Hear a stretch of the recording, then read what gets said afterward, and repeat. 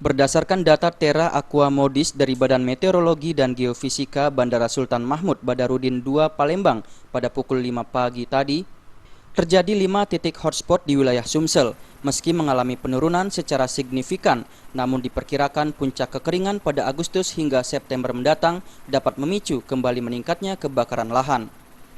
Kondisi ini membuat prihatin Walhi Sumsel.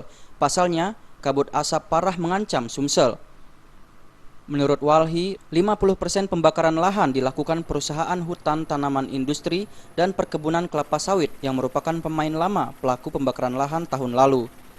Ketua Walhi Sumsel Hadi Jatmiko mengatakan, pemerintah dan kepolisian harus bertindak cepat dan tegas mengatasi kebakaran lahan. Karena memang sampai saat ini terus bermunculan dan artinya yang diperlukan menurut kami adalah pemerintah itu harus melakukan penegakan hukum terhadap perusahaan-perusahaan yang di dalam konsesinya itu terdapat titik api. Nah, kalau itu tidak dilakukan maka deklarasi Sumsel bebas asap itu tidak akan berhasil.